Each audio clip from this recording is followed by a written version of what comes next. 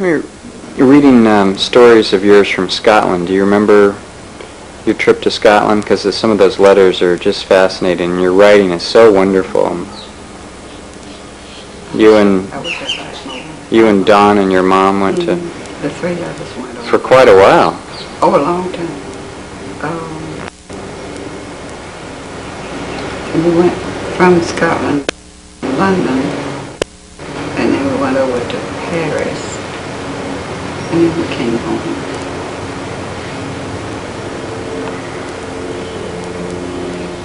You had letters to your old boyfriend that... Kinloch. Yeah. You remember? Oh, sure. I read one of them just the other day. Uh-huh. It turned up somewhere around here. And I don't know how I got most of my letters back. You must have asked for them, though. I must have asked for them. I'm awfully glad I did. Yeah. It's the only record I have of what we did. And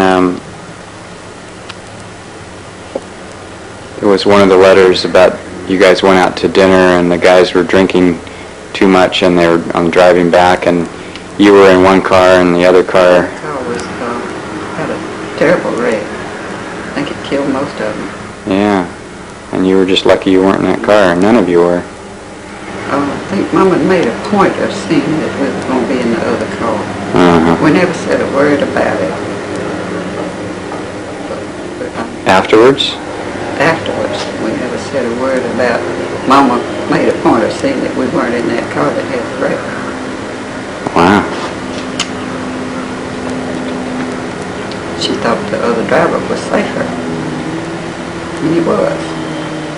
Mm-hmm. And we just never brought it up. That's pretty typical, isn't it? What was she like? Do you remember back then when... Mama was amazing. She was, ooh, I don't want to get into Mama right now. That's too complicated. She really was. She's the oldest child. And she was not too well educated. Very, very strong-minded and intelligent.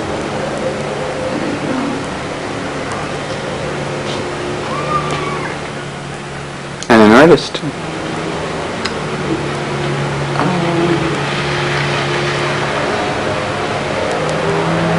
She didn't want to make a living being an artist. She felt that would be, pulling herself the wrong way if she was doing what people wanted to see instead of what she saw. Mm-hmm. I think I'm saying that right. In other words, be a commercial artist. Mm-hmm. Yeah. So you found Pinky when you were in Scotland? I'm trying to remember where I found Pinky. I'm sure I did. That's a plaster sculpture of your mother when she was, what, 20 or something in art school that another student did? 17, something like that. And one of the other students did it.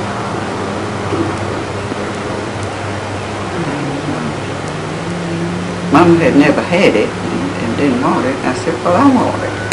So I got somebody to put it up for me and save it for me, and then took it when we went home with our luggage back to Mississippi. I didn't see any point in leaving Pinky over there. What was your dad like? I never knew him. He's a wonderful guy. I just always felt so sorry for him being married to Mama. It was just terrible. Why? Mama shouldn't ever have married anybody. She was, she was the paints in the family, which isn't paid of any kind. Yeah.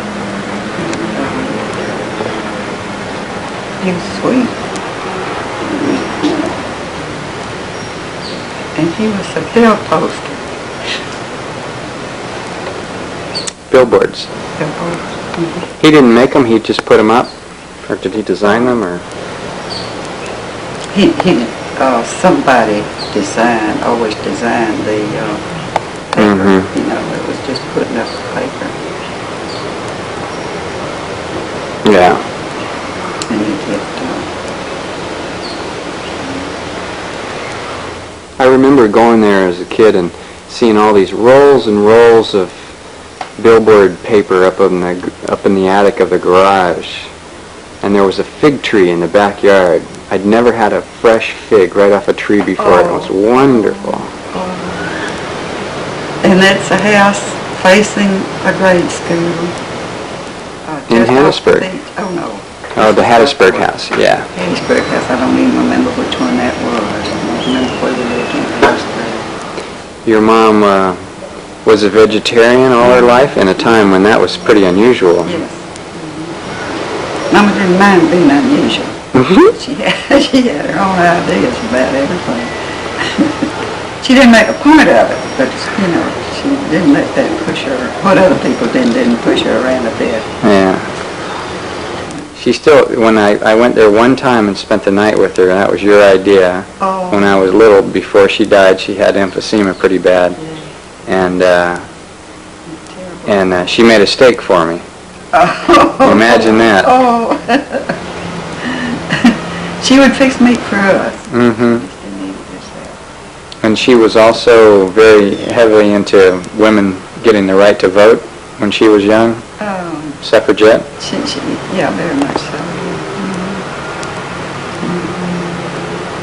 She thought the idea of women being inferior in any way was ridiculous. Good point.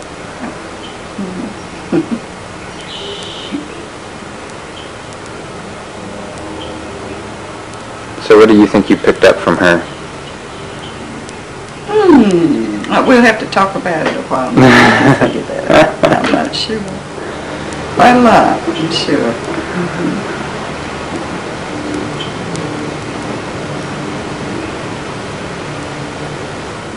And your dad? What'd you get from your dad? He was so sweet, kind, gentle. I think you got a little of that too. Oh, sure.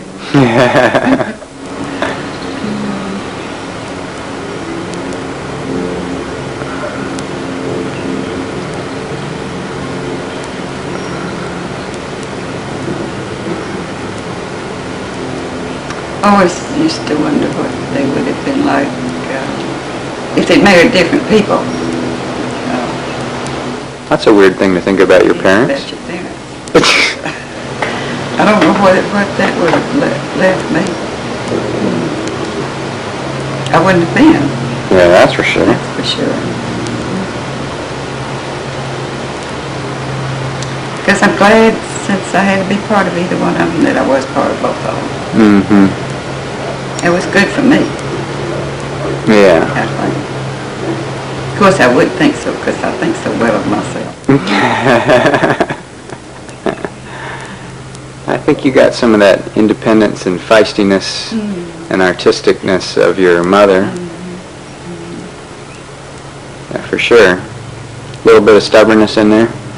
Yeah, I guess so. Sure. I think that's good. That comes in handy every now and then, doesn't it? Yes, it does. Particularly if you have to deal with Buster. Well, yes. I like him.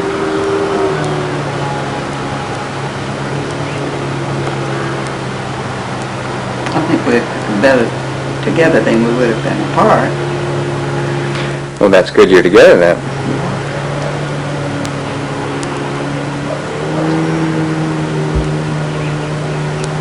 How does it feel to see your... I mean, I just can't imagine what it would be like to be 80 and look back on your life like that. And It just doesn't sink in, you know. how old do you feel inside?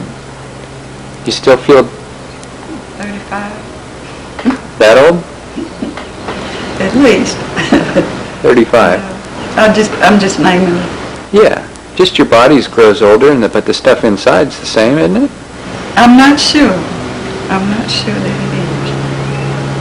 I think your outlook and attitude just as apt to change as your muscles are. Oh, your attitude hasn't changed much yet. You haven't become some, crotchety old lady or anything.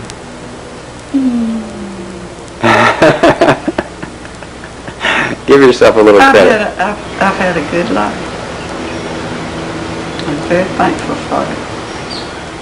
Now you had a boyfriend at the time, I mean, weren't you? I always had a boyfriend.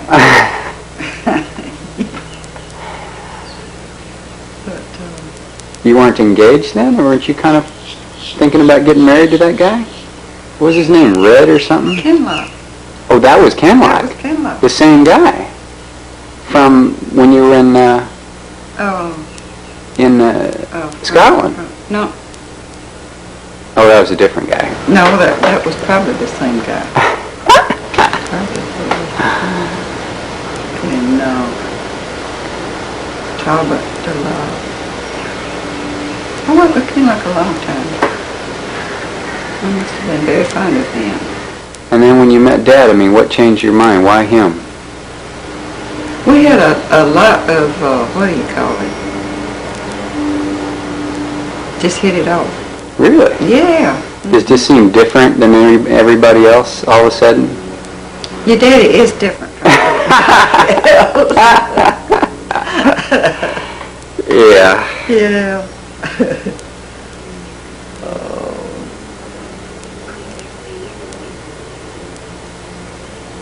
Just something hit you, huh?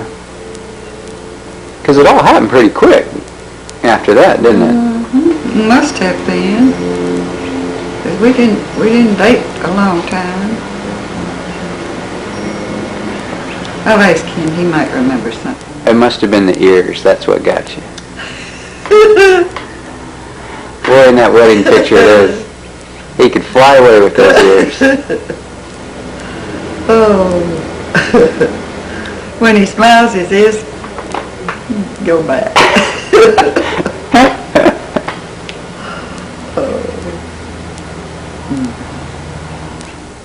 How'd your mom take Buster? I think she was real relieved it wasn't Kenlock. Oh, really? So he was just kind of like the better of two evils? Mama never would approve of anybody for me. Oh, really? I was too good for anybody on earth. Which is, That's a heavy burden to bear, isn't it? it's ridiculous.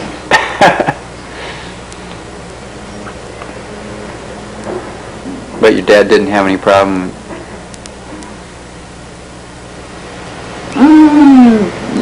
Daddy never tried to push me around. At all. And your mom didn't give you any grief about getting married? Because you were for the time, you were sort of a little... 24. 24 was kind of old already to be getting married, wasn't it? No? Not too bad. No. And Dad was 27. Not as long as I was still dating. Yeah, right. And with 45,000 men out there that camp, there wasn't any question about running out of men. Really. I mean, just face it. Now, Mom says that she was not engaged when you guys met, but I thought I had heard that story before. Oh, there she was going down the aisle. I've been with him a long time. See there? See, I mean, we 3 or 4 years she'd been going with that kid. We weren't talking about getting married. Oh, we weren't. No. But it couldn't have been over 3 years. No, it could have been 4. But he didn't go with you when you were up at Mississippi State College for Women. Oh, no. You had 5 years lapse. You got out of high school, then you went up to Columbia. Okay. That was a girls' school. Girls' school for 1 year. Okay. That didn't last long. LSU for 1 year. And that just lasted 1 year. And then you went to Europe. Yeah, with Mom and Dom. Yeah, and then you came back and went to Ole Miss and finished. Well, that was a long way from home. We lived on the close to Hattiesburg, Yeah. one of the others. She wanted to get married to get away from her mother. Well, she hadn't got out of college. She didn't get out of college in 1940. Good gosh. And I came along in 41. Got to have high school in 35. It was 5 years because you went over there. You weren't out a whole year over there, but Well, you got married pretty quick after you met, didn't you? yeah, it was late in April when we first met. And we got married In October. But in April or May, her mother was driving the car and Mrs. Hockmuty, her grandmother, was killed in a wreck. Oh. Driving the car. And I think a couple of the girls were in there with them. Must have been. Good They gosh. always went. Now Hazel was working all the time. Mm-hmm. Well, Georgie was too. There might not have been any girls in the car. And Flora taught school. Flora taught school. She wouldn't be working all the time. So there might not have been anybody. It was during the daytime. And I remember your daddy was out, and then he came back to the house, and he says, "What's going on here?" So I said, "Mrs. Hockmuty is dead. Your wife had a wreck, and Mrs. Hockmuty." And he looked at me and, "Do you mean the old lady is dead?" I said, "Yes." He and Granny always got along fine. My mother just appreciated anybody that could get along with Jean.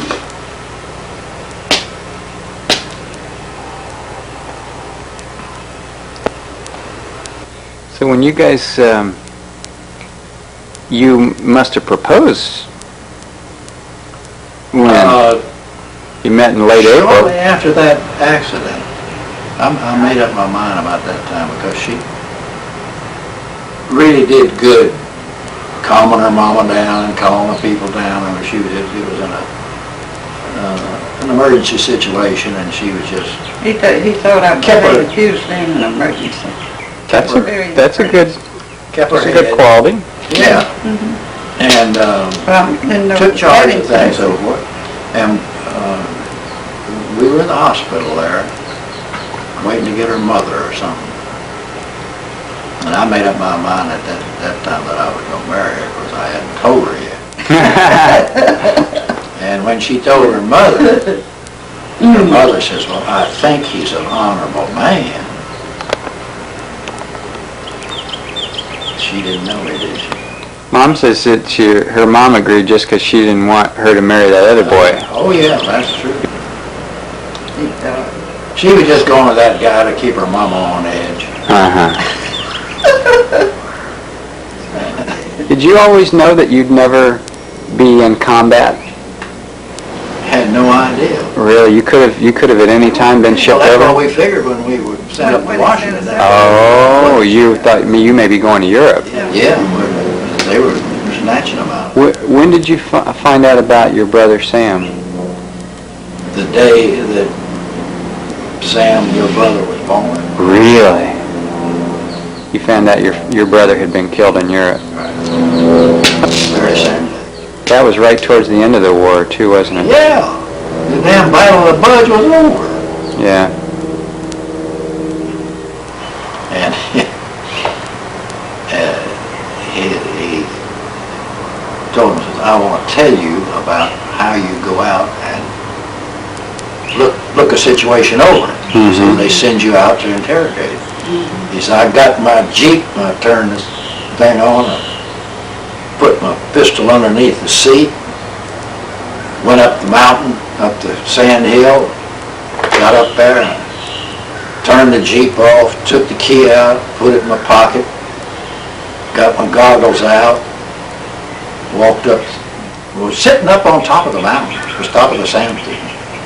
Got his glasses out, and by the time he got his glasses out, shells just come busting all over him. He says, now the way you're supposed to do it is go about halfway up that sand thing. Leave the motor running, leave the key in it, turn it around to come down, crawl the rest of the way up. Oh my gosh. And or you're going to get the hell shell out of it. Do you remember when Mark was born? Oh, yeah. That must have been quite a...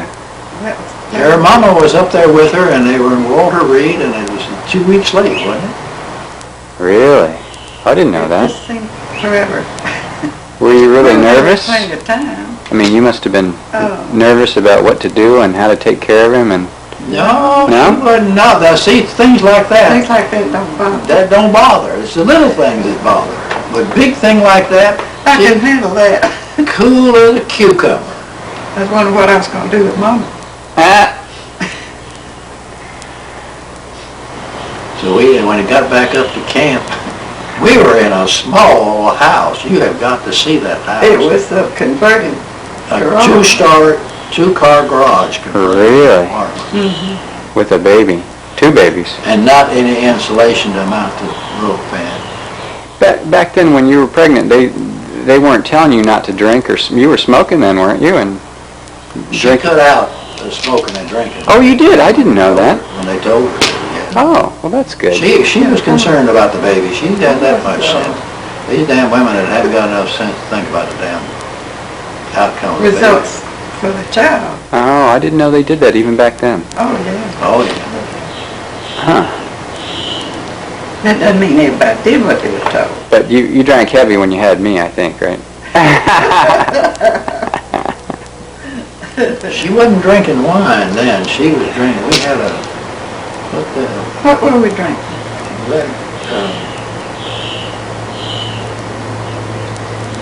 A cocktail that you make up. I saw a picture of you guys at New Year's Eve one time. You looked like you'd had a couple. Both of you were having a... Good time. What do you call that? Vermouth in it. Gin and vermouth. Oh, martini. Martini. Well, that's just pretty much drinking straight gin. And Vermouth. 3-1. It was 10-1. Maybe just pass the bottle over it. The doctor. No, pass the remote. That's what I mean. The doctor was the one that was on those martinis also. I think he said she could have so many a day or something like that. She said, "Oh, come on, Doc, that's no good." Who was the doctor? I've forgotten his name, honey, but he was a society doctor if there ever was one. Really? Boy, he really knew how to work on it, I'm telling you. So when the war ended, you were still up there, and then all of a sudden you just didn't have a job anymore? They said you can go? This is very, very true. It was very, very difficult. It was very difficult, Steve, for me to give orders to people. I used to like to talk them into doing things. And I finally had to, just about the time I got to where I could Learned how. give an order, the war was over. And it was worse undoing it. Mm-hmm. Then you got used to giving people orders. Yeah. And then you got back down here in civilian life and started barking at somebody. That doesn't go. And Steve, it was, there were almost 11 million men thrown back on the market. Wow. That's why many was in there, because they didn't turn them all loose at once. Might as well, man. But the Army wanted to hold them. And Congress said, with mamas on their ass all the time, get rid of them. Uh-huh. So they go. We got ready to go, to get out. Another guy had taken Banville's place, and he was a sissified guy in regular Army. And he said, "Buster, if you'll stay in, I'll make you a full colonel." Of course, that's glory to he was a full colonel. I said, "Man, I'd rather dig ditches in Florida than to stay in the Army and be a But to full tell colonel." everybody that. So we got out real quick. We got back down there well, we were making a deal with Jim Barron, Oh, and we had a place to go right off the bat. And Jim wanted us, anybody that went to work for Jim had to put up some money, so he wanted $2,500 for the interest in the company, and you'd have no say. And we didn't have that much money because we were just living off the things that were going. So we called Uncle Jack, or wrote Uncle Jack and told him if we needed it. He never sent us any paper to sign anything, he just sent us a check for Really? $2,500. We went to work with Jim Barron. And we worked there for about 6 months. Now, I was tired of the Army, and it was hard readjusting. But I knew there was a better way of doing the business than the way he did. He kept everything in his head or written on the back of a matchbox, or inside of a matchbox. Wouldn't write nothing down. How long did it take you to pay back Uncle Jack? Well, it wasn't very long, and that's very interesting and a nice question to ask. We got enough money, and Jean went ahead, and Jean figured out what the interest was. And she went down there and paid him, and he wouldn't take the interest. She says, I'm not going to pay you the principal unless you take the interest. And so he finally says, well, we'll put that in the B and W account. And I didn't know what that meant. That meant bourbon and water. And there was a saying of he and Frank Owens and some of the other guys, we got to get some money in the B and W account.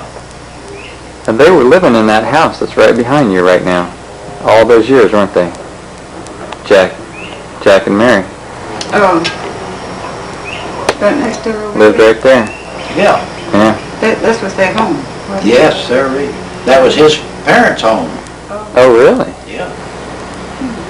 And I think maybe his grandparents lived there. Hey, what was it like in growing up in Mount Dora in this long When I was a time ago? kid? Yeah. I mean, you said one time they had cows going down the street, and I mean, what was you were milking the cows in the morning or something? Where the Bible school is now was a pasture, and Mr. Gilbert, and he had a horse and I had a pony, and I would help him drive the cows from the Bible school down to the corner of 4th and Donnelly. Right downtown. Right downtown. There was a dirt streets then? Yeah. And we came around the east side of the bank, that kind of ravine in there. There was no bank there, though. No, nothing there at that time, wide open space. And took them down there and they milked the cows, and afterwards, I didn't get to bring them back at night because it was dark. What was there? The Donnelly house was there? Oh yeah, the Donnelly house, Ray Baum's building was there, and later on in the 20s they built where the lamppost was, and all of downtown that's still there now was there, including that old hotel. And they were just a dirt road where you crossed Donnelly and Fifth. Yeah, it wasn't, now they put some kind of asphalt and mixed it with the dirt. Yeah. Oh, I remember something about it being clay at one time. Of course, any time it got wet, Oh, that was a big mess. all kind of mess. And there was motorcycles in those days, and the Marstellas had motorcycles.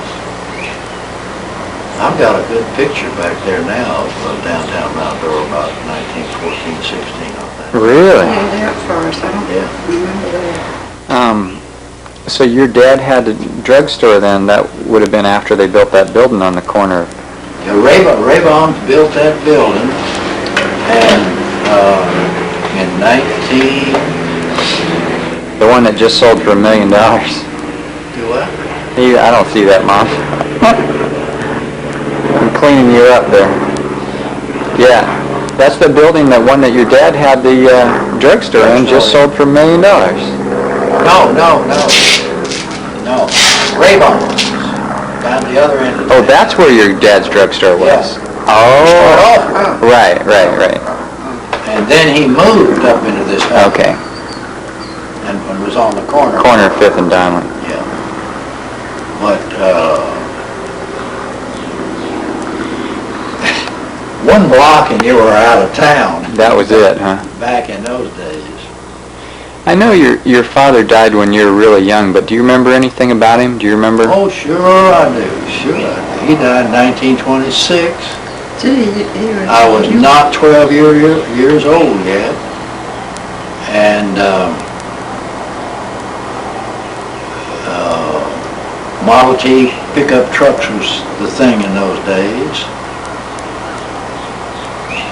And I remember one time he came in here from Jacksonville and worked in Eustis a little while, and then opened a store in Mount Dora.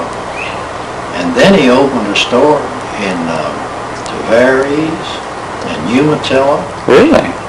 I didn't know that. And I don't know whether he ever opened one in Eustis or not, but one in Apopka and one in Claremont. Good gosh. That's the first Changed the first change place. I've ever heard of anybody having changed. Wow. And he had pistols on the front seat of that pickup truck. What for? Well, the blacks were problems back in those days. They were trying to keep them under control, not letting them, they couldn't come to town to Mount Dora. Really? Saturday nights on certain days they could come into town. But we went down to Claremont one time, and that was one hell of a ride back in those days. And he had these pistols later. And he told me, you can't tell somebody, I want to jump out here and try to, they know I'm going down here to get money. They don't know that I don't have money now. When I come back, I'll have money, and there's no other way to transfer money in those days. They didn't have a Brinks truck. Right. So, one time the black fellow there that was cleaning up the store and so forth and work took me with him out to the woods someplace to dump some trash. And I was standing up at the window, and he went in a gopher hole or a tree hole and cut me right there. The scar is still there. Scared him to death because he thought Daddy was going to kill him. But there was Irene, there was Miss Irene nurse, and there was an Irene, a black there, that she knew how to handle the situation. So this guy took me to God. Don't let Mr. Williams get old man and kill me. She said, no, he won't. Since I'll take him. So she took me in there and told him what happened and so forth. He didn't even raise his voice. Mm-hmm. And several things that stick out in your mind was, one of them was Angus Stevens and his brother were the Pistolville people at the time. Kind of trailer trash. And they were the ones who Prof. Roseborough wouldn't let take tests. Mount Dora High School tests were always high because any of them that couldn't, Prof. He made sure they didn't take the test. Oh, gosh. And Angus was a strong wired little old devil and drinking and smoking and whatnot. In high school? Yeah, and Prof. Roseborough could kill him if he ever catch him. And I was very much interested in the girls even back in those days. I can't believe that. I can. Mab Ray was the queen.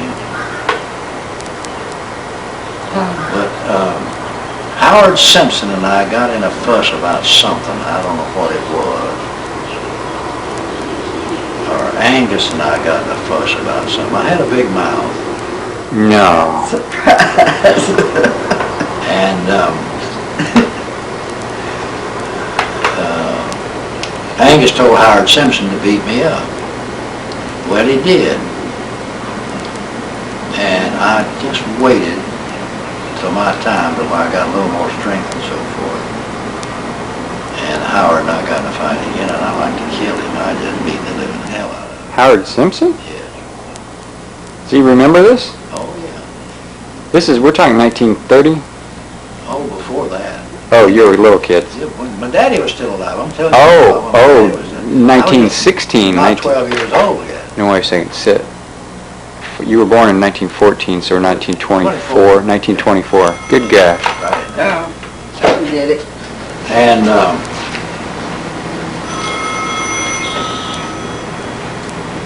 I was telling my daddy about it. We were riding out 8th Avenue going, we moved up, we lived out there on 8th Avenue, way out there, the other side of the football field. And he Buster, I wish you wouldn't do that, says Mr. Simpson is one of my best friends. I didn't say another word, but I remember him saying that. And Daddy was a baseball fan. And what they'd do, they had a Lake Orange League around here, Orange County and Lake County. Winter Garden and a Popular from Orange County and Mount Dora, Eustis, Tavares, Umatilla, Lake County. And they'd go up in Georgia and find these ball players and bring them down here and give them a job in a drugstore or somewhere like that. And I remember Daddy talking about, so we've got to get a builder down here. Somebody can build. The people that were coming were bringing their own laborers and contractors come down here and build the northern people because they couldn't get what they wanted. So that's when they went up there and got Mr. Ray, J.G. Ray's daddy. His name was J.G. Ray Sr. And he had a lumber company down there.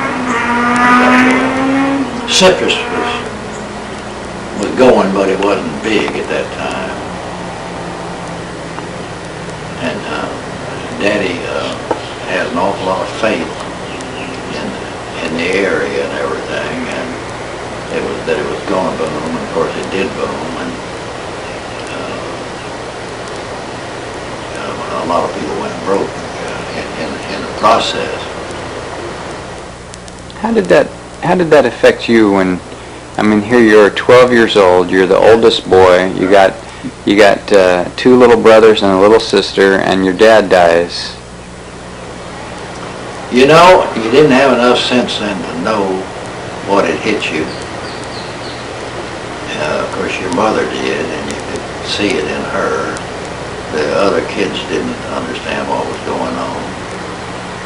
And there was talk that we might have to go to an orphan's home. Grandma Harris was maneuvering all the time, and they agreed to take us in. That's Blake. He says they see us on the 26th. Who? Blake. Blake. Okay.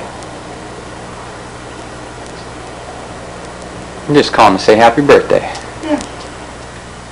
So when that's why We had an old Hupmobile car, a four-door sedan, and Daddy had bought some stuff on time.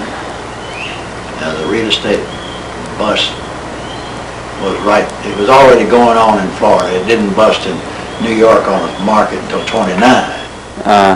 But this thing just blew up in a hurry. Down here.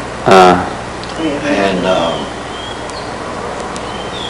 I've found a lot of foreclosures where they had to foreclose on stuff that Mother had. She couldn't pay for them anymore. Some of the lots over there and different things. And we lost the house out there. And I don't know how long we lived over here in Mount Dora. I don't know because I don't even know where you lived. out on 8th Avenue, the other side of the football field. That house, I think I showed it to you. I'm talking about when you were 12 years old, when your dad died. That's where we were living. Oh, really? Yeah. Oh.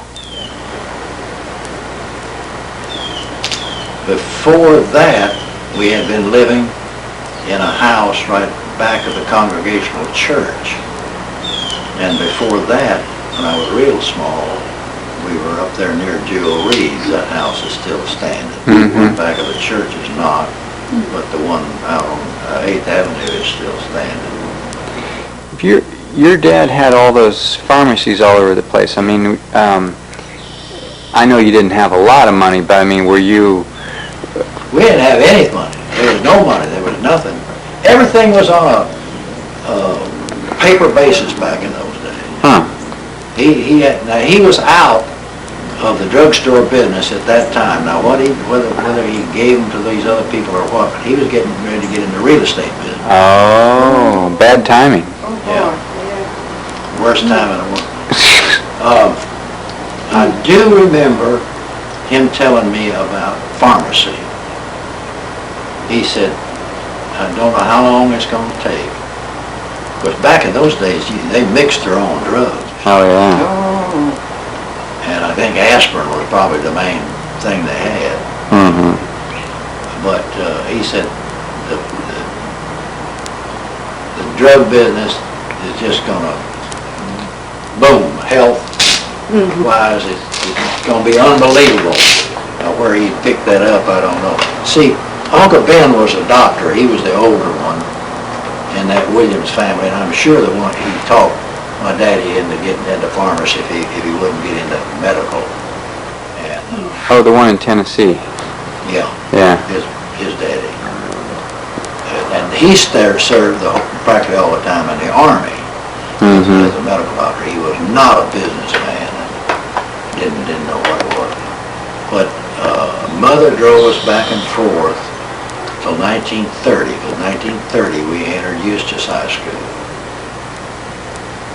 So I had just finished the 9th grade over here, but I don't think I had passed but about a credit and a half or something like that. And one of them was English. Mrs. Laney knew how to make you behave. I was a class jackass. Oh, I can't believe that. Clown. No. Say it isn't so. What did Mrs. Snowberger tell you? She said Buster kept us in stitches all the time in the study hall over at you thought that was your job.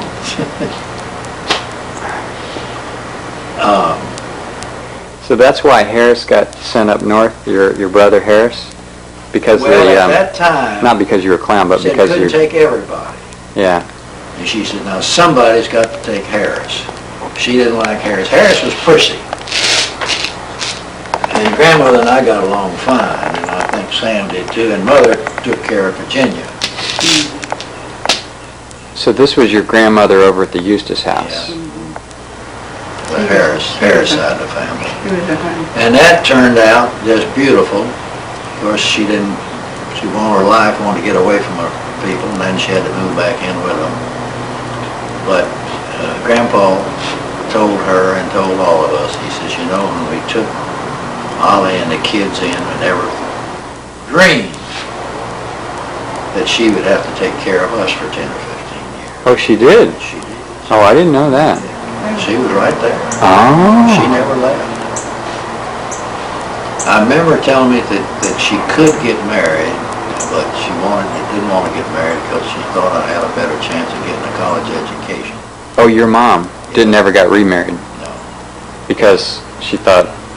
She thought I have a better chance of, if we stayed there with the family, we would get a better chance. And she knew Reba was the only one for education. Of course, grandmother was too, you know. Yeah. Aunt Maud or Aunt E or... Wouldn't have made a better difference to him. They didn't know what the hell was going on. Harris moved up north. And he was age 8. They put him on a boat in Jacksonville. Oh my gosh. That must have been weird for him. Yeah, to be separated from his brothers and sister. It was traumatic. I'm sure.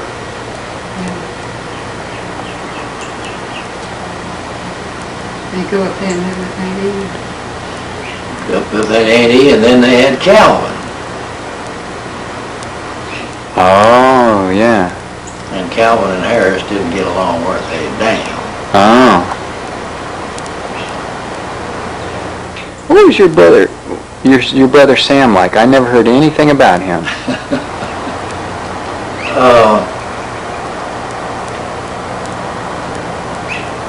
I'm not sure. I wasn't around him enough because about the time we moved, you take, because I think he was born in 1922.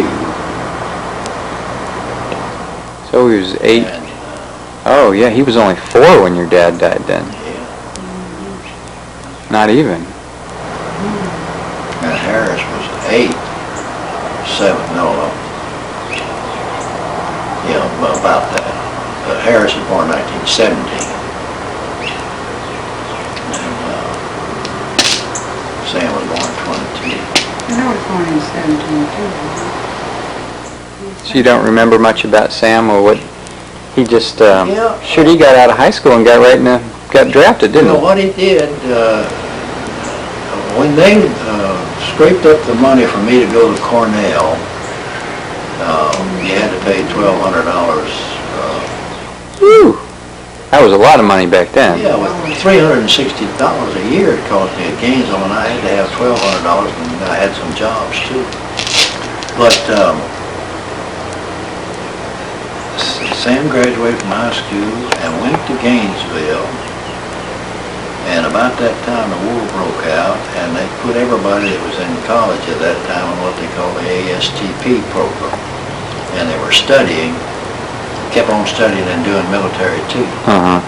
But then when the damn Battle of the Bulge busted loose in 43 there, 42, 43, why they just said ship us bodies. They just going like a dike. They just had to just throw people in there. Sam was 4F. He couldn't see, he wasn't even carrying a gun. He was a messenger.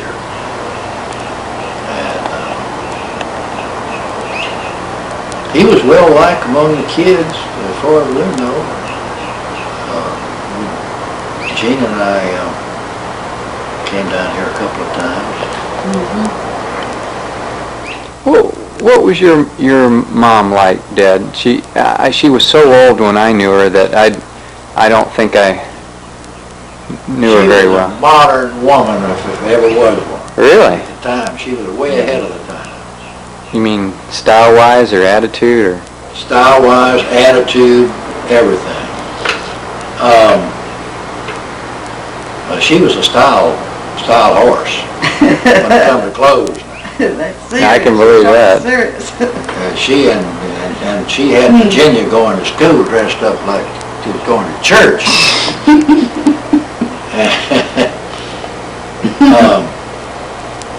She saw to it that I got to see these educational films that came around and put them in the show about screwing and rubber and whatnot and so forth. And the big thing back then was disease too. They were trying to scare you with the war being over, and these farm boys got over there to France, and they brought syphilis and gonorrhea back here if it wasn't already here. And the big thing was that you didn't want to get pregnant naturally, or whatever it was. Because back in those days, if you got somebody pregnant, there was a shotgun waiting, right? That was it. That was quick. There wasn't any discussion about it. If she said this was the one, that was it. Because most of the girls, they would get one guy and go with them and screw. They wouldn't not like they are now. But take everybody on and go along. They were talking about back in those days. Now they were talking about topless over there on the beach. What years you talking about? Well, back in the 1920s. 30s. 30s. Now, wait a minute, we're jumping around here. Wow. 30s, back in there, because I remember she said, Mama says, I don't see anything wrong with it. They all know we got them, and just well let them see it. That's what I'm trying to tell you, she was open-minded. And, Yeah, I always feel like I was raised with a fairly liberal, considering the area, parents. Where do you think you got that from? Your attitude in general. I've just been a liberal all my life and everything, as far as that's concerned, or way ahead of the times, or whatever you want to call it, I don't know. Don't know why. That's a horny bastard. I'm not talking about liberally that way. Surprise.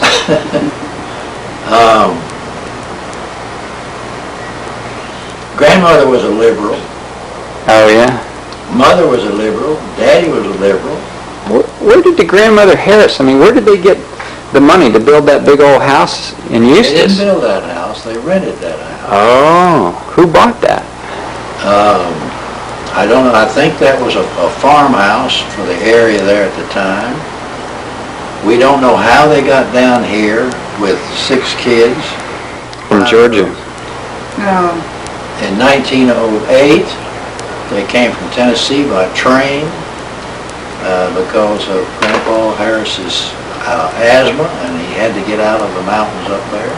Mm-hmm. And he was selling apple trees in those days. Now, I got an idea that some people by the name of Ewing, E-W-I-N-G, Ewing, from up there in Virginia, knew him and financed him, and he was a very honorable man. And Grandpa Harris? yeah, whatever he said, well, that was his word. I mean, boy, he was something on that. And they got down here and just worked like hell. And he sold fertilizer and got enough money for the. I remember when they burned the papers on the mortgage on the house. It was there, but they. I mean, you take mother and them must have been 1991. I mean, 1891 she was born. They moved down there in 08. That's 8 and 9. That's 17. I think they put their age up a year or something. I'll be here to talk about that at times. And There wasn't really any middle class then, was there? I mean, everybody was pretty much poor. I mean, compared to now. Or the people had money. And the people that had money were the tourists that came down here from the north. Oh. And Granddad got in with them some way or another, and they believed what he said, and he would find land and they'd buy it. $1 an acre now I'm talking about out there at Sorrento. And then they would plant That's $1,000 an acre now. They talking about $3,000 an acre of that sand land where Frank Scott is now. So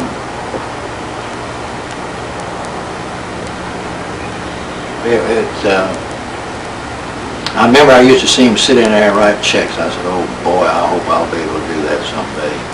And I mean, a bill came in, he wrote the check right that minute and paid me. And after dinner, they went in and listened to the radio, Amos and Andy, and old man French came over, and he and Granddad would get in there talking. And Grandma would push me in there. She said, go in there, keep your mouth shut, and listen. You learn something. And this is what I learned. Excuse me. They were talking about these 2 women who had said they had artificial insemination and they were pregnant. And Papa was talking about it with Mr. French, and Mr. French just listened to him, you know. Mr. French says, well, that's their story. And Granddad's ears picked up. I hadn't thought of it like that. And it was all kind of, and when the citrus people would come in and want to buy his crop, I would be in, she was sure I would get in on all that. And what they would do, they would come by and tell you they want to buy your orange crop. And he said, well, when are you going to pick it? They'd come by in the fall. And they said, oh, we're going to pick it in January, February. He says, well, you're not buying my crop. He says, when you get ready to pick it, you come here and talk with me. Well, of course, they were all trying to get ahead. And the grower took the risk if it froze. The buyer didn't take the risk. Mm-hmm. And so that would go on. And yet he let old Vaughn Griffin cheat him out of about 6 or 7 loads of citrus. You can't believe it. And he turned out to be a multi-millionaire man, the man over at Highway in the Hills, Vaughn Griffin. That's the only one I ever know that took him. He talked him into letting him have some cars and auction, take it to the auction. Of course, Uncle Harry stole from him all the time. Grandmother told me when we were selling the estate and so forth, she said, don't you let my son, Harry Harris, have anything to do with it. Says he will steal you blind. Don't you believe any of that soft talk and so forth. I was the administrator of the estate, and she was telling me that. The Harris estate? Yeah. Oh. Both. Well, she was for the old man after Wilson's going out. That's good. That must be amazing for you. I mean, it can't come from really such humble beginnings and have so little and to have made so much out of your lives, you know? Yeah, but look at the thousands that didn't. Mm-hmm. And look at Brother Harris. I don't know what Sam would have done, but see, Granddad told me, Buster, don't get in the buying business. I mean, don't get in the citrus business. And that was when grapefruit, a big old 2-bushel box was about a dime on the tree. That's big money. And he said, you get into marketing. Well, he saw Eichelberger and Keene, these people that were buying fruit and were making money. Mm-hmm. Of course, they invested money and they had to do it that way. And I just made up my mind back when I was still in high school that I wanted to get into marketing of fruits and vegetables. I never dreamed it would be vegetables, the whole thing, because I didn't know what was going to happen, like the citrus. Yeah. When I came back after the war, I was buying citrus for Grand Union down here, and then once concentrate came, why, boy, it changed the picture quick. That muckland didn't even exist till the war, right? Didn't they Oh, yeah. drain the lake just for the war? Well, it did in World War I for a while. They grew potatoes on it. And then World War II, Ken Jorgensen and Bob Stewart were down here to grow vegetables that they sent north to Canada, New York, to the beach nut people, and they canned it because they just couldn't get enough food. The Army just cleaned them out of everything they had, and they had to get going as fast as they could. So they took green vegetables, fresh vegetables down here, and put layers of ice and haul it up there. And On a train. Yeah. And then the summertime, they get all they wanted up there locally, see. But during the winter months, they didn't have anything to put in the plants, so they did. Plants busy. That's all right. Huh. Well, there's a lot of luck, see. And being born at the right time. And a freeze come along. Yeah. Be the end of it. My granddad wanted me to buy that grove over there at Grand Island for $850 an acre. And I could pay him any way I wanted to. He never made the statement, I know, but I know from talking to him what he wanted. And I told him, no, I didn't want to get in it because you told me not to get in it. I didn't see that discussion right there. Well, we're going to be due down there in a minute. All right. Oh. Thank you. Well, thank you.